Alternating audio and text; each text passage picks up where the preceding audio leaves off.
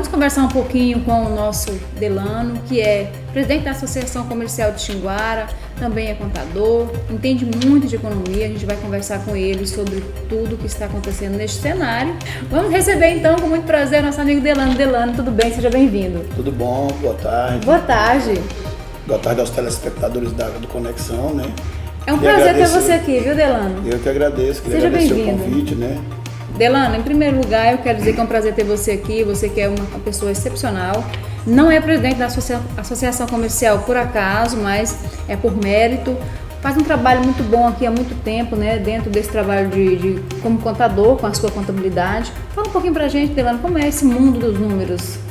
Eu vim de uma linhagem de consultoria, de consultores. Lá onde eu trabalhava em Minas Gerais, nós éramos consultores. Então, quando eu cheguei aqui, a nossa linhagem era para fazer consultoria nas empresas.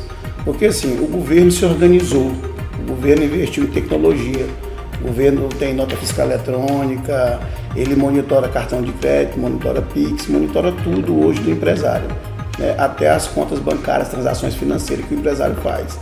O empresário, por sua vez, ele ficou atrasado, ele não colocou tecnologia dentro da empresa dele. Então, visando isso, a Evolução foi fundada para levar a tecnologia empresarial para dentro da empresa, onde a contabilidade faz sozinha. A gente só parametriza, configura e essa contabilidade ela é feita automática. A gente faz os mapas fiscais e tudo. Então, a Evolução, quando nós chegamos aqui, né, a nossa linhagem é para isso. Então, quando a gente pega as empresas, a primeira coisa que nós fazemos é sair de trás da nossa mesa e ir para dentro da empresa fazer essa organização empresarial.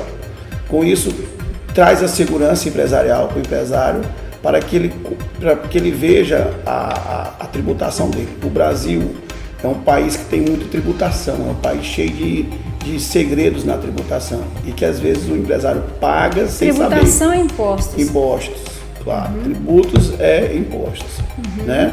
Então, a Evolução ela faz esse tipo de trabalho, foi fundada nesse sentido, de organizar as empresas para que seja feita uma contabilidade saudável. E essa questão dos números, quando você escolheu essa profissão, escolheu essa faculdade, você é bom em matemática? Não, na verdade é assim. Porque matemática é meio assustador. Eu vim de família humilde, minha família, graças a Deus, somos família de gente trabalhador e naquela época que eu fiz faculdade, as universidades eram para poucos, né? Não era para muitos, era mais para pessoas que tinham condições financeiras. Eu sou filho de Conceição do Araguaia e quando eu saí daqui para buscar estudo lá fora, era tudo muito difícil. Então eu tive que trabalhar para me formar. Minha mãe não tinha condição de me manter lá onde eu estava. Então eu comecei a trabalhar, limpei banheiro, lavei carro, né? E aí quando eu fui fazer o vestibular, eu sempre conto essa história para os meus funcionários. Naquela época todo mundo queria ter um filho médico, minha mãe queria que eu fosse médico, a família ou advogado, né? Médico ou advogado, era o sonho das famílias da década de 90, ali 80. E quando eu estava em Palmas, eu estava conversando com um colega meu que até já foi embora, né? Deus levou. E aí eu falei, rapaz, eu acho que eu vou fazer vestibular para administração e economia. Não que os cursos não sejam bons. Mas aí ele falou, mano, por que você não faz direito ou contábeis, que é onde todo mundo precisa, é uma profissão que todo mundo necessita, né? Não estou falando que os cursos não sejam bons. Foi um conselho que ele me deu. Então eu, na verdade, eu nunca pensei em ser contador. Na verdade, porque eu era de família, eu queria fazer o nível superior. E aí aquilo me deu na cabeça, eu falei, rapaz, sabe que ele tem razão, um curso que todo mundo tem, que vai precisar futuramente de contador. Na época tinha muito pouco escritório de contabilidade na região. Aí eu fiz na Federal do Tocantins, eu sou formado pela Universidade Federal do Tocantins, UFT. Primeira turma da Federal é a minha. Fiz e passei, era 40 por vaga. Olha. Então aí passei, né, acho que eu fiquei em 7º ou 12º lugar, coisa assim. E consegui ingressar na Faculdade Federal. Então eu falo que, na verdade, não foi eu que escolhi a contabilidade foi que me escolheu. Como que é ser um contador? Eu imagino assim que lidar com números, você pensa em números 24 horas, né? Naquela época eu era muito ligado na informática. Eu gostava, era uma área pouco difundida. Então estava começando a vir a revolução tecnológica na área de computador, no Brasil. Então eu montava um computador, desmontava, eu já tinha todo... E eu sempre gostei de tecnologia. Quando eu entrei na contabilidade, eu vi uma oportunidade de fazer a união das duas coisas, né? E aí eu também tive a oportunidade numa empresa privada em Palmas, onde eu trabalhei, e aí eu fui gostando daquilo que eu fui vendo e estudando e fui me apaixonando pela minha profissão. Então é assim, é como se fosse um casamento, exato, foi as palavras que o meu avô usou para mim quando eu formei. Meu avô é meu pai de criação, chamava Antônio Bezerra, né, lá de Poção do Araguaia, e ele falou uma frase assim: agora você, um dia que eu formei, que ele foi para minha formatura, ele viu o meu anel no meu dedo e falou: agora você está casado. E eu já era casado, né? Aí eu falei: não, mas eu já sou casado. Ele falou: não, aquela dali pode te largar, essa aqui não, só se alguém te matar. Olha, então assim, foi muito sério o que ele falou para mim, e hoje realmente... Porque o conhecimento ninguém tira da gente, né? Não, e ele também não era um homem humilde, não tinha estudo, mas a frase que ele falou ficou forte, né? Pra gente, marcada, né? Que esse estudo que eu tinha conquistado era uma coisa minha, era uma coisa intelectual minha, que ninguém poderia tirar de mim, a não ser se tirasse a minha vida. Isso serve até de conselho, né, para os jovens, para o pessoal que está pensando em fazer um curso superior, e às vezes essa trajetória é muito difícil, né, Adelano? Claro. Fazer esse período que a gente passa na faculdade, esse período que a gente estuda, qualquer curso, qualquer coisa que exige de você um certo esforço nessa área é muito complicado, mas que tem recompensa, né? Vai passar e depois isso fica para você, ninguém tira de você, né?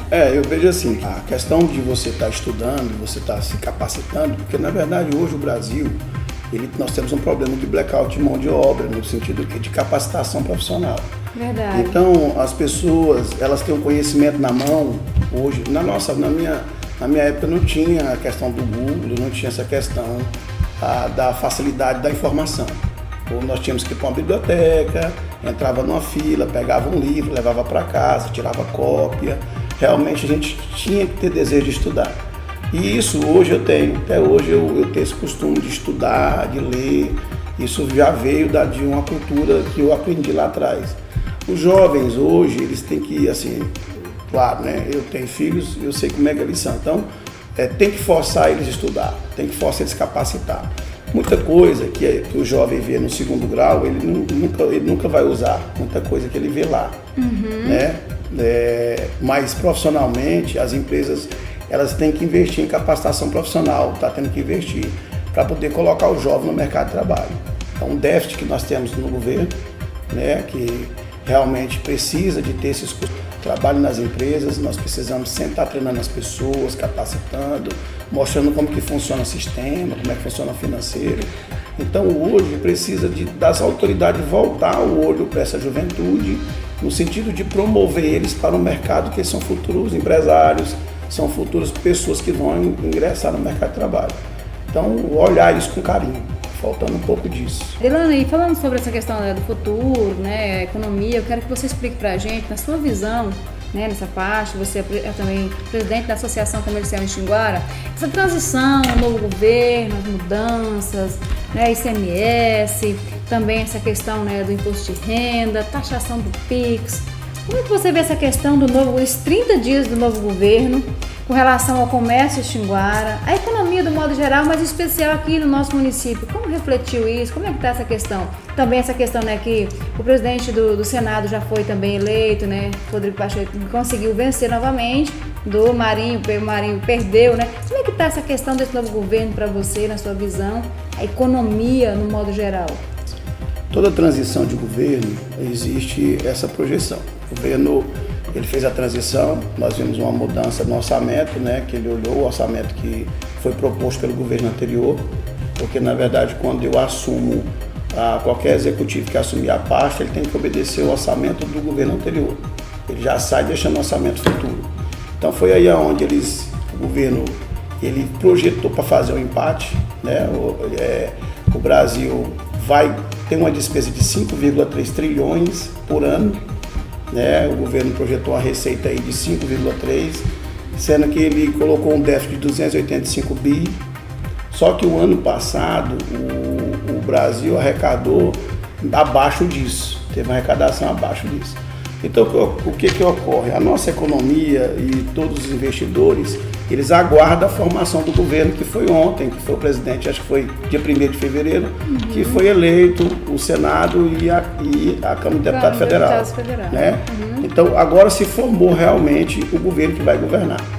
Quem vai aprovar nos próximos 2 anos, que são essa nova Câmara que foi, né, nos próximos 4, na verdade, mas quem vai chefiar nos próximos 2 anos, aí o Pacheco ficou lá no Senado e o Lira ficou na Assembleia Legislativa. Então agora formou-se o governo. Então assim, é muito cedo, né? Tá muito cedo ainda para a gente falar do cenário econômico, em que sentido? Futuro.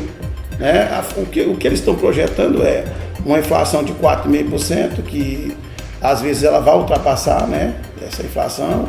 Um dólar aí não projetar o dólar abaixo de R$5.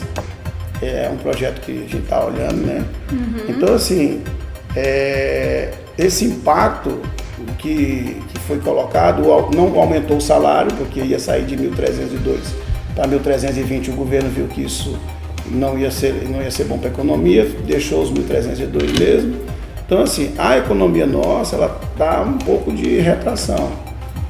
Ainda está alto os custos para a família, o custo familiar está alto, a cesta básica está alta, a carne está alta, por mais que baixou o preço no boi, aqui na ponta, aqui no produtor rural, ainda os açougues, os supermercados não conseguiram fazer essa baixa, porque tem um estoque que ele comprou caro e esse estoque fica um pouco no mercado.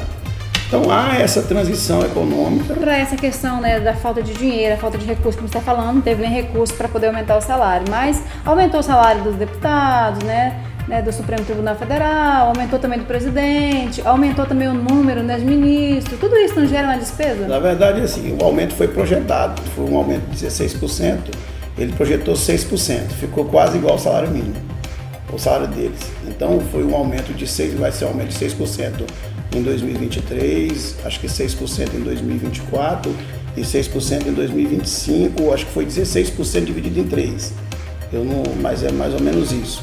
Então não teve um aumento de 16%, o aumento foi 16% dividido por 3 anos gradativamente.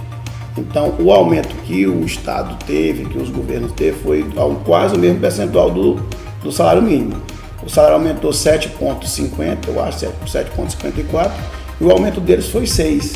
Por que está gerando tanta insegurança no comércio de modo geral, na economia do modo geral?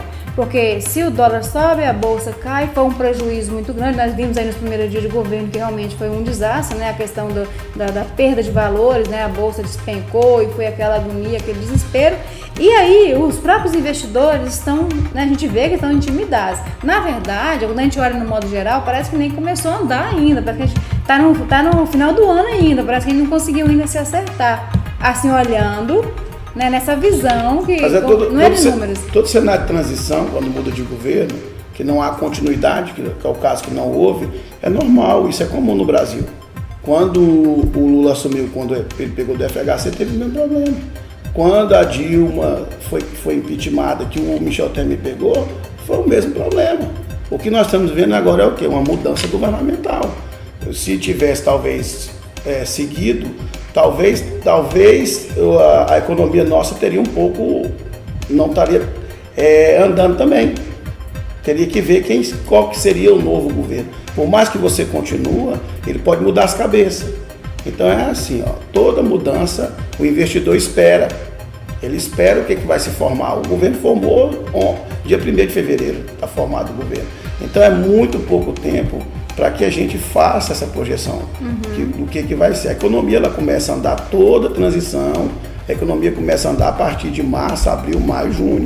Os 6 primeiros meses do ano é que a economia começa a andar. Os 30 primeiros dias, até 40 dias de novo governo é formação de política, é formação de base, é quem vai para quem, qual é a pasta que vai assumir, qual é o ministro que vai tomar posse. Então, assim, é comum isso em transição de governo em qualquer país. Aumentou o ICMS, então automaticamente aumentou o preço de tudo, do combustível, né, e de todo o resto da cesta básica.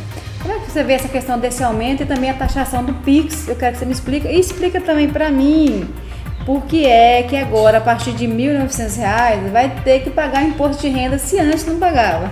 Não, é assim, vamos lá. O governo aumentou o ICMS, não foi só o governo, todos os governos do estado aumentou o ICMS. Por quê? Lá atrás, quando a inflação, a energia subiu, o combustível subiu, a comunicação subiu, essas alíquotas foram reduzidas. Então, quando você tinha uma gasolina de 28% de ICMS, aí o governo perdeu receita, o governo do estado perdeu receita, porque teve a medida provisória que botou para alíquota interna. Então, para esses produtos. Então, o produto de gasolina que era 28 caiu para 17, que é hoje. O produto que era diesel, que era, por exemplo, energia elétrica com alíquota de 30, caiu para 17. Ele perdeu quase que 13% nessa arrecadação. Então, houve uma redução de arrecadação para os estados devido à redução de alguns produtos básicos que nós temos. E aí agora o governo ele quer repor essa perca tributária, aumentando as alíquotas. Nossa alíquota foi para 19%, mas ele tem que manter 19% na gasolina, na energia, e ele não vai subir essas alíquotas de novo. Ou ele voltava para 30%, porque são as alíquotas diferenciadas, porque assim, nós temos a alíquota interna base normal, que é 17%, e nós temos as alíquotas diferenciadas para serviços que nós consumimos. Tipo, a energia elétrica não é 17%, não era, se não me engano, acho que 28 ou 30 aqui no estado. Gasolina, 28%. Então, essas alíquotas elas foram reduzidas para a alíquota normal. Então, nesse consumo que é alto, todo mundo consome energia, todo mundo consome gasolina. Então, ele perdeu essa arrecadação. Visando isso, ele falou, não, eu vou aumentar 19%. Detalhe, o que ocorreu? Quando o imposto baixou na energia, a energia tinha que ter baixado. E aí o governo tem que forçar a baixar a gasolina baixou. Não sei se você percebe que hoje o diesel é mais caro que a gasolina, devido a essas mexidas. Então, esse aumento de tributo que os estados estão fazendo é para repor essa perda. Claro que vai aumentar. Isso vai pesar no bolso do consumidor. Vai pesar no bolso do consumidor. Lógico. Vai pesar no bolso do consumidor. Isso vai aumentar a partir de março, 16 de março. A alíquota do estado nosso muda de 17 para 19 e, consequentemente, todas as coisas vão inflacionar, vai subir. É que não dá para entender assim, como é que o Bolsonaro conseguiu então manter essa redução diante de uma pandemia, uma guerra lá fora, e agora o novo governo quer colocar um preço bem mais alto, né, aumentando os impostos, e também com essa visão de taxar o Pix, que não era taxado, e a questão do imposto de renda, eu quero que você me explique, por que eles vão pagar imposto de renda agora a partir de R$ 1.900, quem ganha essa quantia vai ter que pagar imposto. Na verdade, esse problema não é da agora do novo governo, o problema vem de 2015, a última vez que a tabela foi reajustada foi 2015. Quando o Bolsonaro, ele também assumiu a presidência da República, ele falou que ia mexer na tabela e não mexeu. Por quê? Porque eles perdem a arrecadação. Então, hoje a isenção é 1903. A isenção hoje a isenção para você não pagar imposto de renda hoje é 1903,98. Com o salário subindo, claro que algumas pessoas que não pagavam imposto de renda vai partir de pagar. Vamos lá. Um salário e meio hoje corresponde a 1953. Ele não vai pagar imposto de renda, porque tem o INSS. Quando descontar o INSS, ele não vai pagar. Mas eu vou deixar aqui um aviso para as pessoas que não fazem o dever de casa. Todo mundo que ganha de 27 mil a 30 mil, que houve imposto de renda retido, faça a declaração simplificada, você faz no próprio celular. O governo te devolve o dinheiro. Ele é restituído para a pessoa. Ah, é? É restituído. Quando é que a declaração? Começa em março e abril. Então as pessoas que ganham salário e meio não vai ainda porque tem a dedução do INSS. E se tiver dependente, deduz. Então ainda não vai alcançar. Mas claro que vai alcançar pessoas que ganham 2, já vai pagar. Que não pagava por causa dessa dedução. E essa declaração chega a descontar quantas? Tipo, se eu ganho R$2.000, eu vou descontar quanto? É uma tabela. Uma tabela que o governo tem progressiva. Ela vai de 7,5, 15, 22,5, chega até 27,5. E o que significa em reais isso, quando fala esse percentual em reais? Olha, vamos lá. Uma pessoa que ganha aqui de 1.903 a 2.826, ela vai pagar em torno de 7,5%. Em torno de R$140 mensais. Caro. Caro. Aí lá em março, ele faz a declaração e o governo restitui. Então esse 140 Entendeu? volta? Pode voltar. Depende da organização dele. O que ele gastar com o médico, ele pode pedir nota fiscal, aí ele pode deduzir. Entendi. Então o imposto de renda hoje no Brasil, que eu falo assim, se você pegar a essência dele, é um dos impostos mais justos, porque o governo te restitui ele. Se você não paga demais, provar, né? não, Se organizar, né? se organizar, porque nós temos dois tipos de declaração. Tem a simplificada, o governo ele te dá um desconto de 20%. Se você ganha R$2.000 por mês, aí eu pago imposto de renda, mas quando você fizer a declaração, o governo vai te dar 20% de desconto sobre esses 2.000. Ele te restitui. Então as pessoas que tiverem ganhando... Por que ele me dá 20%? Porque é lei, é simplificada. É lei, ele vai te dar 20%. Tem que fazer declaração de imposto de renda simplificado. O que ocorre? Tem gente que não é obrigada a declarar. Mas num certo momento do ano ele teve que pagar imposto de renda porque passou o ganho dele da tabela. Tem gente que não tem que declarar. O cara que ganhar menos de 27 mil não tem que declarar. 27 mil e alguma coisa. Anual, né? Anual, isso é anual. Ele não tem que declarar. Só que ele teve imposto retido, R$200, R$300, e ele não declara, isso fica para o governo. Ele podia declarar e pedir de volta o dinheiro dele. Então, mas tem gente que não faz. E é simplificado, você faz no celular hoje. Por isso que é bom você ter um contador, né? Você vai com o contador para né? poder fazer esses cálculos. Porque eu acho eu tenho certeza que muita gente acha complicado também, a gente acaba passando despercebido alguns detalhes. Você vai no aplicativo hoje do imposto de renda, essas declarações que são retidas com valores baixos, são todas 100% restituição. Durante o ano vai dar um impacto porque ele vai ficar sem poder de compra. Mas o ano seguinte ele já vai receber um a mais, porque ele vai pedir a restituição. Entendi. Entendeu? Então é só ele declarar um imposto de renda. Elana, eu posso declarar? Pode pedir para restituição, não tem problema. Essa eu sempre faço no escritório, eu nem cobro. Vem porque você gastou com médico, farmácia. Não, né? A simplificada você não precisa declarar isso. Você vai entrar no desconto legal de 20%. Tá mas bom? Quando você declara, então agora, essa restituição vem desses gastos. Não.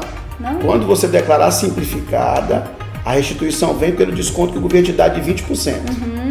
Quando você ganha mais dinheiro, que você tem um gasto com plano de saúde, você paga escola particular para os seus filhos, aí essa você faz por dedução legal. Aí é um valor mais alto que a pessoa pagou de imposto e ela teve esses gastos ainda com saúde, com educação, porque o papel do governo é dar saúde e educação de qualidade para o brasileiro. Só que no Brasil a gente paga duas vezes. Às vezes o governo não consegue dar isso, de qualidade. Ele dá educação, dá saúde, mas não tem aquela qualidade.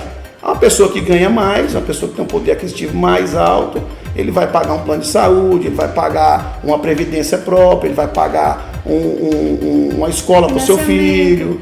Não, financiamento não. Dedução é só médica, escola, plano de saúde, previdência. Somente. E aí, ele pode pegar esses gastos que ele teve, se ultrapassar de 20% da sua receita, ele faz por dedução legal. Se não ultrapassar de 20%, ele faz pela simplificada. É simples o cálculo. Se eu gastei com saúde, educação, previdência, mais de 20% do meu orçamento anual, aí eu faço pela dedução legal. Se eu gastar abaixo, eu uso o desconto do governo, que eu vou ficar com maior desconto. Vai pagar menos, né? Exato. Interessante. Exato. E a questão da taxação do Pix? Por que é que taxou esse Pix? Quanto é que eu vou pagar de desconto com essa do Pix? Na verdade, isso ainda está ainda, foi uma MP, ainda vai entrar ainda, né? Foi o que o Haddad fez, ele fez várias mexidas. Tem uma MP que ele fez agora. Você confia no Haddad como economista? Assim, veja só, eu não posso falar do Haddad porque tem 30 dias que ele está, apesar que ele não é da área, mas ele contratou pessoas que vão auxiliar ele. Então, uma coisa às vezes eu não entender, mas uma coisa ele está assessorado por bons economistas. Então, assim, talvez ele faça um bom serviço. Ele não, mas os assessores vão fazer, ele vai levar o nome. Né? Então, assim, essa questão de confiança ou não, a gente vai avaliar com o passar do tempo, o que eles vão fazer. Eu sei que ele fez algumas medidas provisórias que vai entrar em maio agora, né? A questão do PIS, da COFINS, das compras das mercadorias, enfim, que ela já pode ser inconstitucional. Então já está em estudo isso. Então tem algumas coisas que o governo vai mexer, que ele vai ver que depois vai ter dificuldade de aplicar. Então essa taxação do PIX não foi nada legal ainda, foi uma medida provisória, ela tem validade, se eu não me engano, de 120 dias para se transformar em lei. e aí passar pela Assembleia, quem aprova é a Assembleia Legislativa, e aí sim vai ser a taxação. Então, assim, está tudo muito ainda. O que o governo está buscando é arrecadar, porque ele tem que... Ele quer dinheiro. Ele tem que fazer o teto zerar. A missão dele hoje é o quê? Ele arrecadar para pagar a despesa. Ficar no zero. E me explica uma coisa então, como é que pode, se o Brasil está nessa situação, e por que é que o Lula então está cogitando emprestar dinheiro do BNDES para os países, para outros países, para obras, né, como na Argentina, enfim, Cuba, né, como já foi, e esses países estão inadimplentes com o Brasil. Como é que pode essa questão? Tem lógica isso aí? Tem base? Como é que... Falando economicamente, sem falar negócio político, economicamente. Tá? Todo país tem seu recurso natural que é interessante para nós. Então a Argentina tem um gás. Mas ele vem pode, pra cá? Vem, ele pode trazer o gás. Se ele fizer um câmbio com ela e fizer trazer o gasoduto, ele pode baixar o botijão de gás do brasileiro. Então é assim, tem que ver o que é a troca de moeda que eles estão fazendo. A gente não vai saber agora, porque assim, todo país, e é normal, toda nação mais rica, ela dominar mais pobre. Isso aí vem de épocas, de tempo. Então, os Estados Unidos, ele quer um recurso natural nosso. A Europa quer o recurso natural do Brasil. Tu acha que a Europa não investe bilhões no Brasil? Bilhões não investe? Porque ela é boazinha? Porque tem um recurso natural. Nós somos países que nós plantamos, alimenta, tem alimento para o mundo, né? É um recurso natural muito bom que o Brasil tem. Então, e nós somos um país hoje emergente, né? Que não é nem terceiro mundo, estamos na emergência. Então é normal que as grandes nações ela olhem para um país igual ao nosso. E é normal também eu, como governante de um país, olhar ao meu redor, saber o que eu posso tirar deles. Eu não sei até onde nós vamos ganhar com isso, né? Mas, assim, falar que isso é fora ou não, seria inclusive, muito. O BNDES já declarou que não tem condição de fazer isso, né? Já é uma coisa que já é coisa que não é, já é coisa que não é viável. Porque já tem prejuízo. Exato. Tem que ver, assim, o Brasil vai ganhar ou vai perder? Em quê, né? Então, assim, é muito novo isso. Mas economicamente, o que esse governo afetou o município de Xinguara, a economia do município? Você vê essa retração, você como presidente da associação, tem esse baque, essa mudança, vocês estão sentindo? Economicamente é assim, o Brasil está passando por uma crise geral.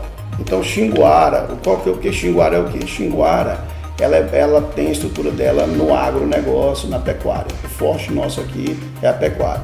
É uma cidade que tem plantas frigoríficas, que abate muito gado, né, que manda muito gado para fora, e realmente o gado baixou. Hoje nós estávamos, pra você ter ideia, o ano passado a arroba chegou a 300, 310, 293 reais. Hoje está sendo comercializada a 227. Então teve a perca econômica realmente para o setor, né? A coisa está difícil. Sem falar que o gado baixou, mas lá na ponta a carne continua cara. Então acaba que o consumo fica retraído. Então assim, o que tem que ter a ver? Uma normalidade que demora. É assim, ó. Quando eu tenho a cadeia que sobe, a economia é assim, ela sobe, ela tem uns picos e desce. Então toda economia ela tem isso. Então o que nós temos que esperar? É essa cadeia se normalizar. É a ponta começar a baixar para aumentar o consumo.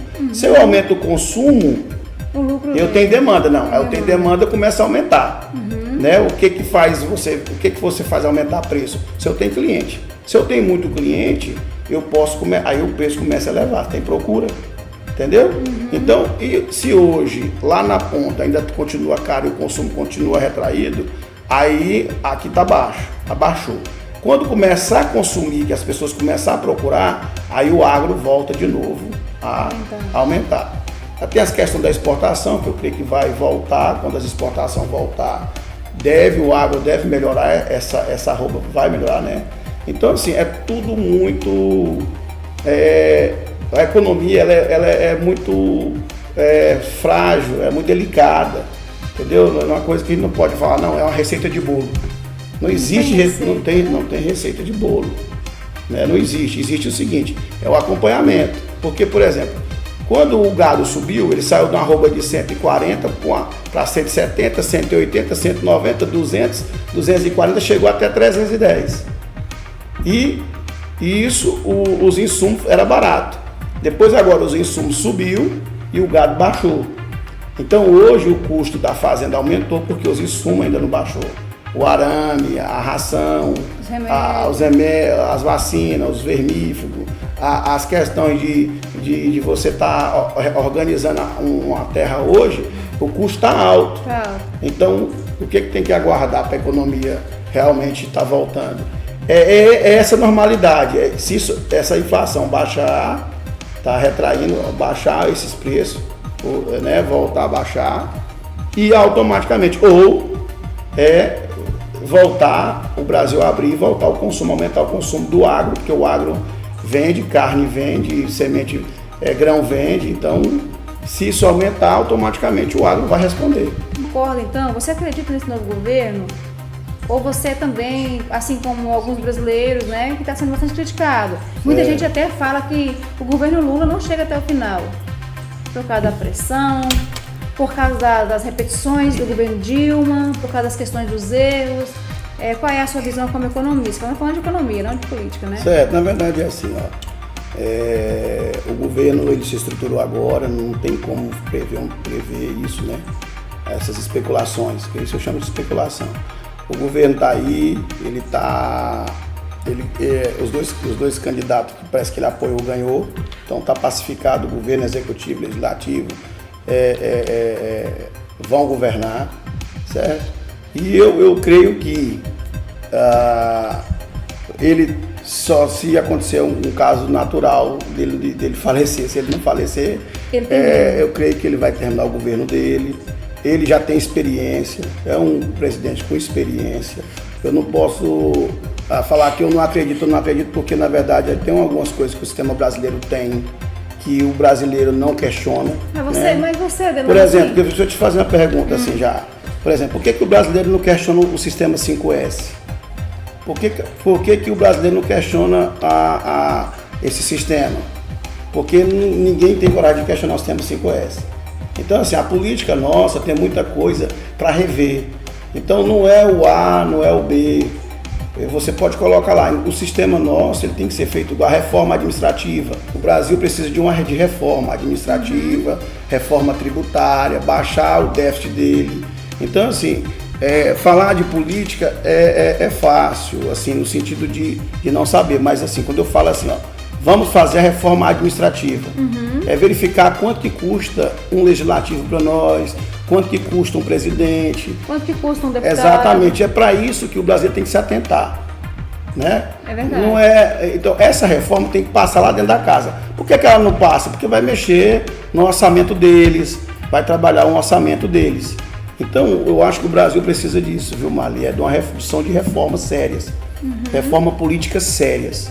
Não é o governo A, não é o governo B, não é o homem A, o homem B que vai resolver o Brasil. São pessoas comprometidas com o país, certo? Para fazer reformas decentes, aonde para cortar regalias e benefícios que alguns têm e outros não têm. Então, que isso tem que ter um homem de fazer uma reforma e passar lá no Congresso. Aí, quando eu baixo a minha despesa, eu posso baixar imposto. Então, o brasileiro ele tem que entender. Eu falo que nós, às vezes, nós somos, falta de conhecimento político o brasileiro tem. Se você perguntar para o brasileiro quantos deputados estadual o Pará tem? Quantos deputados federal o Pará tem? Quantos deputados federal? Quanto que custa isso para o Pará? Quantos senadores nós temos? A gente não sabe, né?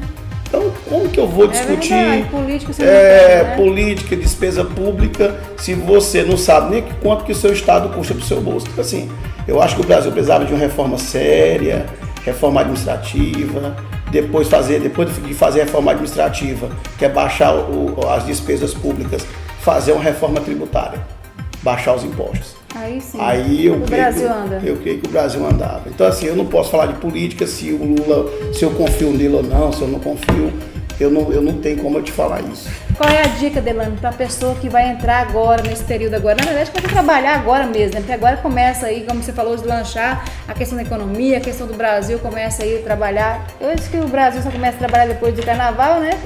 Parece que realmente essa é a verdade. Você está certo aí. Você falou tudo, né? Qual é a dica? Depois do carnaval. Para a gente poder estabilizar, se acalmar, porque a gente vê muitos corações aflitos aí, viu, Delano? Eu posso falar pelo meu, que A dica é o seguinte, nós brasileiros, eu falo que o brasileiro ele é um guerreiro. Ele sempre, pelo sistema que nós temos hoje, se reinventa, nosso sistema tributário hoje, o brasileiro sempre pagou as cargas tributárias uma das mais altas do mundo. Então, nossos produtos hoje tem produto que você compra, você paga imposto em torno de 11% até 76%. Então, quem gosta de tomar uma cervejinha, paga quase 76% de imposto. A margem para quem vende é muito pouca. Quem gosta de tomar uma caipirinha, a margem a carga tributária é 76%. O pão é 16%, o leite é 18%, então é por produto. Então, o nosso produto é isso. A dica para o empresário, eu falo para o empresário que tem, né? Ele trabalhar, firmar, acompanhar, né, as compras, os preços de venda, as metas dele, né? E porque realmente nós estamos passando por esse momento de dificuldade, né? E ainda tem uma promessa ainda de talvez ter uma crise mundial na economia.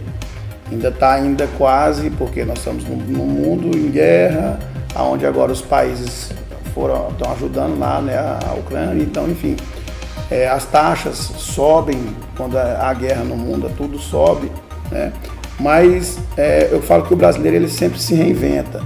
O brasileiro ele é um povo trabalhador, é um povo que sabe trabalhar, é um povo que sabe se manter e lidar. Então eu acredito no povo brasileiro. Eu acredito que os empresários brasileiros, eu acredito que o povo brasileiro ele vence, ele consegue se manter no mercado, porque assim, onde há pessoas há consumo, há necessidade. A gente sabe que realmente hoje um salário mínimo para se manter no Brasil é muito pouco, né, devido aos preços, à cesta básica alta, essas tributações que realmente estão subindo, né, essas taxações que estão acontecendo, de subir isso para o povo brasileiro. Mas é que eu falo para você, a gente vai trabalhar e o mercado brasileiro vai reagir. Eu creio nisso. Eu creio que vai reagir, até porque os bancos, a Selic que está sendo projetada vai voltar a 12, né? Chegou a 13, 14, o dinheiro ficou caro no final do ano, o dinheiro realmente estava meio caro. Vamos ver agora a questão como que vai comportar os bancos nesse cenário aí do novo governo e como vai comportar os financiamentos, os investimentos para que funcione a economia. Então a economia ela depende de toda uma cadeia, ela é uma cadeia industrial, cadeia produtiva, ela é uma cadeia econômica, quando eu falo os bancos, né, financeira, para poder estar girando a economia nossa. Como você falou, toda a transição, cada governo tem a sua maneira de governar, mas sim, falando assim pela lógica, o governo Bolsonaro não dava a impressão de que as coisas estavam mais tranquilas? Ou não? Isso é só uma impressão, de modo geral eu estou falando, porque como eu entendo pouco de economia, eu entendo só o básico. Então assim, parece assim que estava aquela coisa mais calma, mais tranquila. Não sei se você de casa concorda comigo. Na verdade, assim, o governo Bolsonaro, ele passou por uma coisa atípica que nenhum governo passou, chamada pandemia. Então, quantos anos teve uma pandemia no mundo? Então, qual foi o governo que pegou a pandemia? Nenhum deles pegaram a pandemia mundial, nenhum pegou. Teve algumas pandemias pequenas, que foi H1N1, mas foi contido rapidamente. Do nível da Covid não teve. Foram 2 anos de muita guerra, de paralisação nas cidades brasileiras, no mundo, lockdown e tudo, certo? Inflacionou-se o mundo foi inflacionado, os preços subiram, faltou produto, quem tinha produto tinha preço. Então, os acontecimentos mundiais deram algumas respostas para o Brasil. Em que sentido? Precisava-se de comida e de alimento. O Brasil naquele momento era o nosso alvo. Então, nesse momento, alguns setores, porque assim, uma coisa é nós morar no sul do Pará, porque eu falo do Brasil. O Brasil, ele tem, né, são as regiões, as 5 regiões, que o Brasil é um país muito grande. Então, tinha regiões que sofria, teve região que foi boa. Então, esse é o cenário econômico nosso. Mas não alcançou o que o Brasil precisa. O Brasil precisa de uma reforma administrativa no setor público. Enquanto não tiver um governo que promova isso, para que baixe as despesas públicas nossas, o nosso déficit primário, que a gente fala isso, que é muito alto, nós não vamos conseguir, porque a nossa máquina pública é muito cara para o brasileiro. Enquanto não tiver uma reforma administrativa no Brasil, séria, baixando o déficit primário, eles entenderem que algumas coisas têm que ser cortadas na despesa, para que a receita possa melhorar, para que possa ter superávit no Brasil, nós não vamos conseguir ainda ver o Brasil avançar. O Brasil não quer avançar, exatamente. O que faz-se no Brasil são paliativos. Por exemplo, vamos reduzir o imposto da linha, vamos criar a linha branca, reduzir o imposto, aumenta o consumo daquilo. Infelizmente, nós tivemos um aumento brusco do combustível, diesel e gasolina. Foi o governo que nós mais pagamos, combustível alto. Tudo ficou caro, porque o Brasil ele é feito por caminhão, ele não é feito por trem. Então, além de ter uma reforma administrativa, tem que ter uma reforma estrutural na logística brasileira, porque caminhão é muito caro. Por que não faz os trens? Por que as rodovias nossas não funcionam? Por que nós temos aqui, eu vou te falar para você, por que o sul do Pará tem uma arrecadação alta e nossas estradas são ruins? A nossa logística é ruim. Boa pergunta. Para você produzir e jogar. Então, assim, o que se precisa é de governo que trabalha em infraestrutura para a produção, para o pecuarista, para o produtor rural. Chegar lá e dar estrutura de logística, escoar a produção. Nós hoje escoamos a nossa produção, nosso frete é caro. Por quê? Porque além de ser via caminhão, as estradas são muito ruins, estraga muito nossos caminhões. Não temos estradas. Então precisa-se de reformas administrativas, precisa de reforma tributária, precisa do acompanhamento da aplicação do recurso público no lugar certo. Então não é simplesmente o governo A, o governo B ou não. O modelo é o mesmo. O modelo de governo que nós viemos desde quando a democracia entrou, do Collor, aí veio Collor, Itamar, Franco, FHC, Lula, Dilma, Temer, Bolsonaro e agora o Lula novamente. Esse modelo continuou o mesmo. E a única coisa que eles fizeram foi reformas paliativas, mas não reformas que nós precisamos. Né? Reforma geral, uma reforma geral. E infraestrutura. O Brasil precisa de infraestrutura, escoar sua produção, baratear isso para o povo, chegar mais barato. Então, enquanto não tiver essa preocupação mas do o governo Bolsonaro, pelo menos, tentou desburocratizar alguns setores, né? Isso não é negável, né? Porque veja só, no governo Bolsonaro nós tivemos a desburocratização das empresas, foi muito bom, né? Sim, foi muito bom. Ele teve a questão que ele desburocratizou para que as pessoas abrissem as empresas mais rápido, né? Foi uma questão que ele fez. A reforma econômica que ele fez para que você melhorasse a empresa. A questão da reforma trabalhista não foi ruim, realmente foi algumas coisas boas. Então, assim, todo governo tem seu ponto positivo, seu ponto negativo. A gente chama isso de análise. Qual é o ponto positivo do governo Lula, na sua opinião? Não está muito cedo, nós estamos 40 dias. Né? Assim, tem 6 anos, 2 anos de Michel Temer e 4 anos do Bolsonaro. Então, e a avaliação que você faz do governo anterior, do governo Lula anterior? Olha, o governo que nós sucedemos, ele teve esses pontos positivos. Né? Conseguiu segurar a economia na pandemia, ele conseguiu realmente. A questão do CNH. Buscou algumas facilidades, mas isso não resolve o problema do brasileiro. Isso é um paliativo, né? Mas teve os pontos positivos que realmente mudou, algumas coisas melhorou para nós. Delane, então, eu quero muito aqui agradecer você, dizer para você que você é pai de 2 filhos, né? É menina? Não, sou pai de 3 filhos. 3 filhos. Seus meninos estão seguindo esse segmento dos números ou não? Não, eu tive um casamento com 2 filhos. E aí o João e a Regina moram comigo, eu e os 2 filhos. Eu criei os meninos, criei o João desde os 12 e a Regina veio morar comigo há 2 anos. Então você não é casado? Não.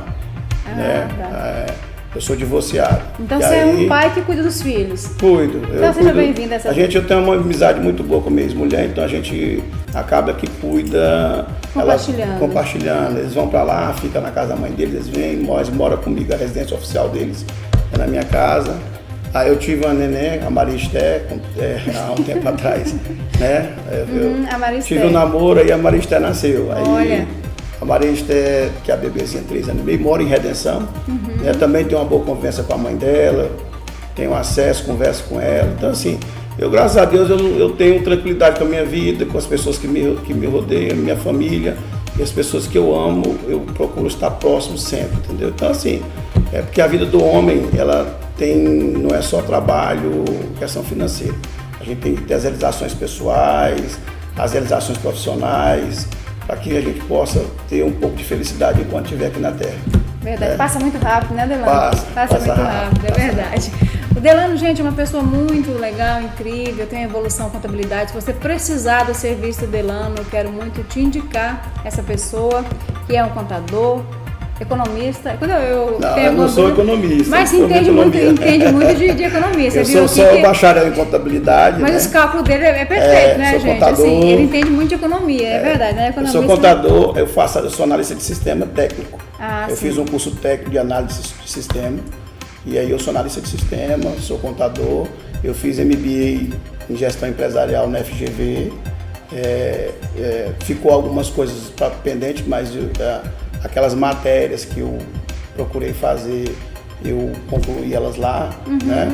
Então, assim, eu venho estudando. Empresário e também presidente da Associação Comercial. Isso, eu sou analista de custo, eu fiz uma especialização em custo empresarial.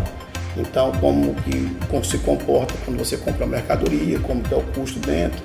Então a gente fez. Então assim, eu tenho umas 5 especialidades. E por falar nisso... fiz noção de direito 2 anos. Muito bem, parabéns. Era um curso de noção de direito, como que você falar, entende as leis. Delano, em viver, você viaja o mundo, né? Um dia desse estava na Bahia, não sei aonde, a gente vai acompanhar você só por umas postagens. Você também gosta de viajar, né? Não, na verdade eu tenho uma tradição com meus filhos. Até quando eu já era casado, nós tínhamos essa tradição. Quando eu me divorciei, a gente continuou. Nós fazemos as rotas para as praias do Brasil. Então nós gostamos de ir para as praias. Então todo ano, há mais de 10 anos eu faço isso. Antes de eu morar em Xinguara, eu já fazia isso. Então a gente sai no dia 27 de dezembro e volta dia 15 de janeiro. Era o período que eu pegava férias desde a outra empresa que eu tinha, desde o lugar que eu vim. Então já tem muitos anos que eu faço isso todo fim de ano. E o que significa isso para você? É o tempo que nós temos de ter intimidade, falar, porque o ano passa, eu trabalho muito, eu não tenho essa convivência. E às vezes meu filho ou minha filha, eles não têm tempo de falar alguma coisa para mim, de eu estar ensinando, passando um pouco. Então esse tempo na estrada, viajando, a gente trocando experiência, conversando, isso amadurece eles e me amadurece também. Então é uma coisa mais de família mesmo, nossa, coisa nossa. Nós começamos a projetar a viagem, acaba a viagem, é igual ao carnaval. Nós acabamos a viagem em 15 de janeiro, nós já começamos a projetar a viagem para o fim do ano, porque são viagens que você tem que economizar. Então a gente paga os pacotes, junta o dinheirinho, para a gente ir e ficar tranquilo. Então é uma coisa bem... Esse, né? O segredo é esse, é uma coisa bem planejada, não é assim, a gente não sai ao léu, né? A gente escolhe os lugares. E assim, a gente gosta de conhecer o Brasil. Por enquanto, ainda não saímos fora do Brasil. Nós estamos finalizando o Brasil. Quantas cidades você já conheceu? Quantos estados? Todos os estados brasileiros eu conheço. As capitais do Brasil, quase todas. Eu só não fui ainda para o lado de Roraima, ali para o lado do Amapá. Mas de Manaus, Belém, para o sul, acho que quase todas as capitais nós já caminhamos, já andamos, já interior também. Interior, praia, então assim, a gente está fazendo. Aí depois nós vamos fazer o projeto de conhecer os outros países, se Deus permitir. É verdade. Ai, que bom conversar com você, Delano. Aprendemos algumas coisas de cálculos, né? E se você precisar, o Delano tá lá na Evolução Contabilidade. Deixa um telefone aí, Delano, pro pessoal entrar em contato lá com a Evolução, caso tenha alguma dúvida, declaração de imposto de renda, você não está conseguindo fazer aí a dimensão da sua empresa. As pessoas, assim, eu tenho um projeto social e lá a Evolução ela não cobra imposto de renda de pessoas de funcionários de empresa. É feito gratuitamente.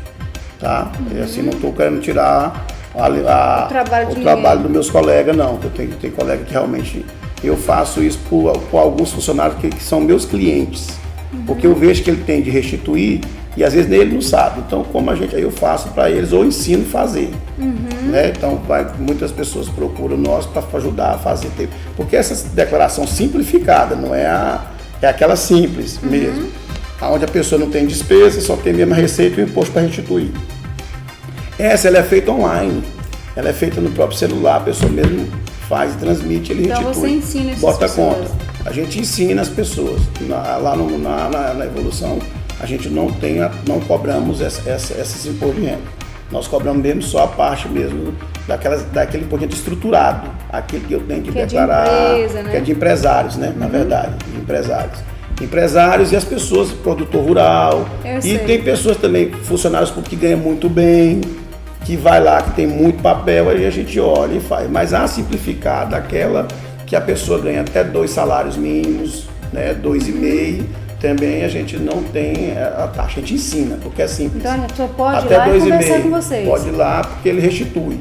Acima de 2,5 salários é que a pessoa começa a pagar já imposto de renda. Entendi. Não restitui, quer dizer, né? Então você ele faz paga, esse mas não trabalho restitui. social com essas pessoas que não têm conhecimento. É um trabalho social que a gente precisa. faz para os funcionários das empresas que às vezes não têm conhecimento, fica na dúvida e às vezes ele não tem acesso ao contador. Quando vai lá no escritório a gente atende com o maior carinho. Eu tenho uma pessoa só para isso, uma funcionária que fica atendendo lá, para poder ajudar essas pessoas. Então esse é um projeto da Evolução. Esse é um projeto já antigo nosso, que a gente tem feito, né? A Evolução tem seus projetos sociais para as pessoas mais carentes, pessoas que não entendem muita coisa, a gente orienta, faz, e a Evolução não faz cobrança de valor para essas pessoas. A gente faz um filtro.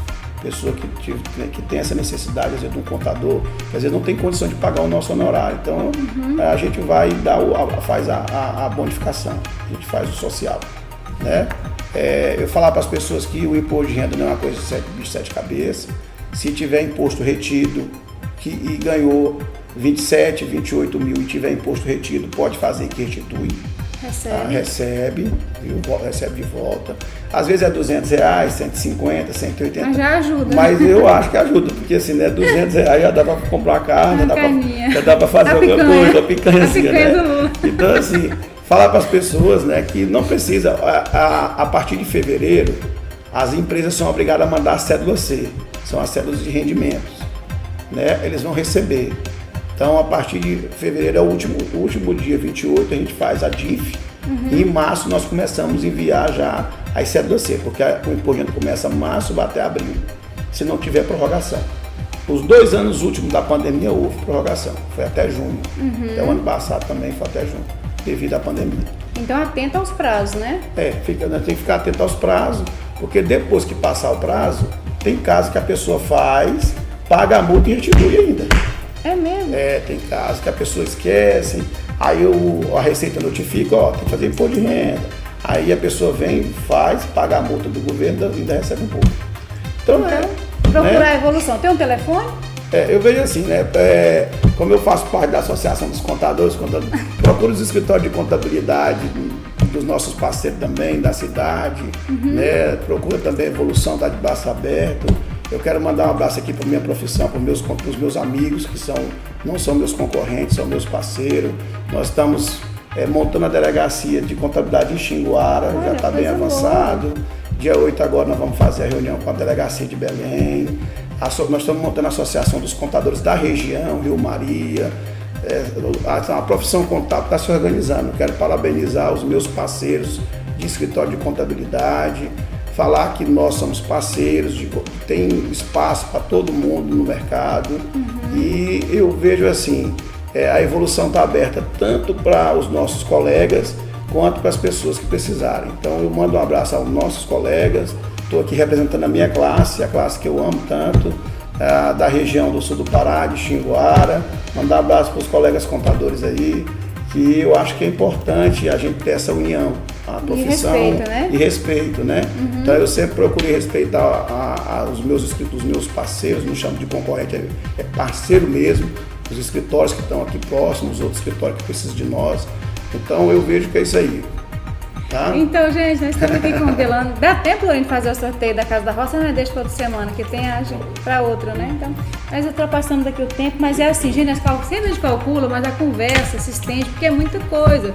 Ainda ficou alguns detalhes que nós gostaríamos de saber, tipo o valor da taxação do Pix, quanto que vai ser, em real, quanto é que eu vou ter que pagar. Se eu transferir R$1.000, quanto é que eu vou pagar, caso seja aprovado. Esses detalhes que a gente tem muita dúvida na hora de fazer. E a questão dos empréstimos também, tá bem complicado de banco, né, Delano? Tem que ter um certo cuidado. O juro do cartão de crédito, né? Cartão, na verdade, cartão de crédito você tem que pagar, porque é um dinheiro à vista. Né? Então, ou você, se você parcelar, você corre de pagar juro alto, ou você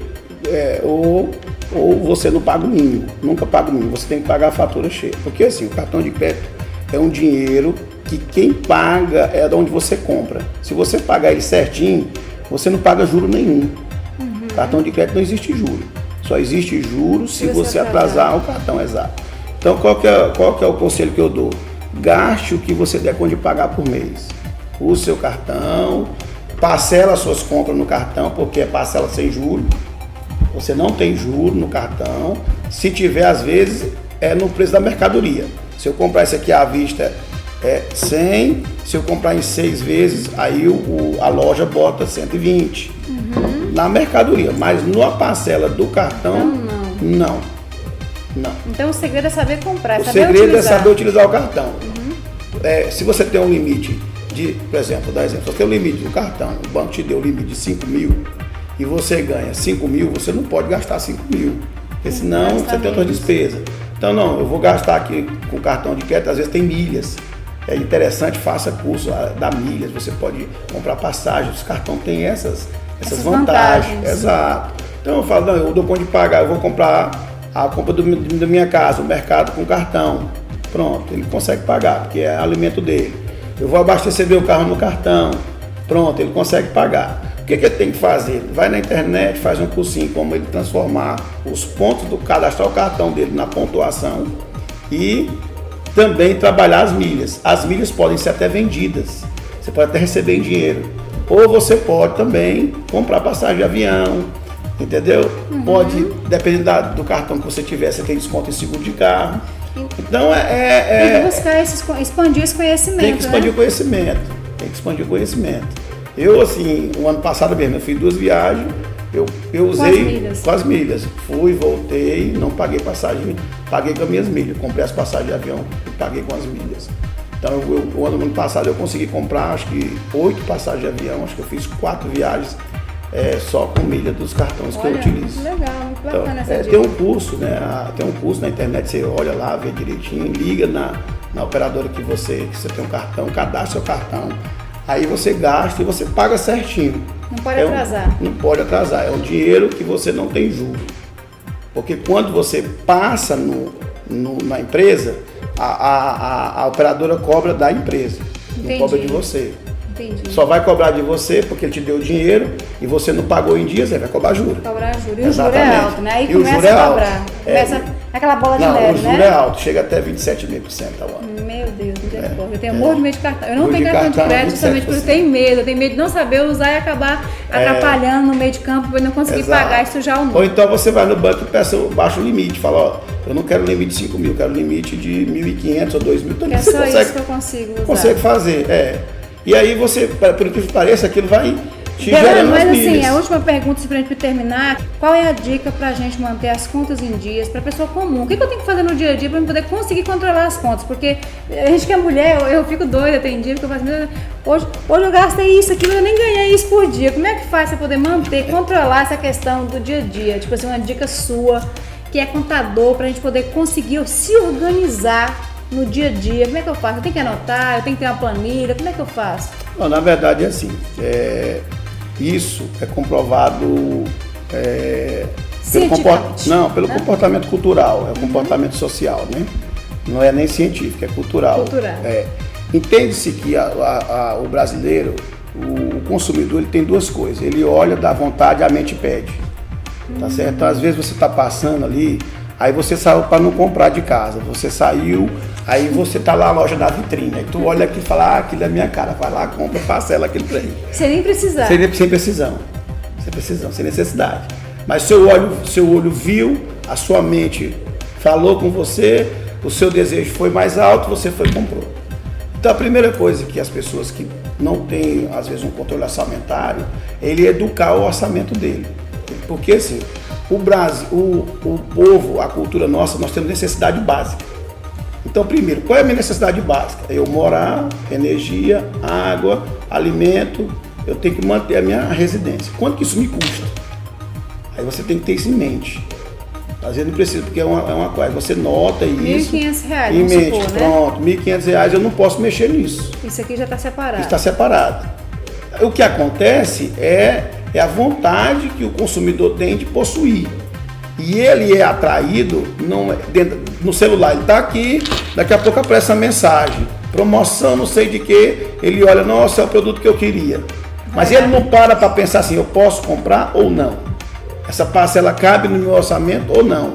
Ele, pela emoção, ele comprou.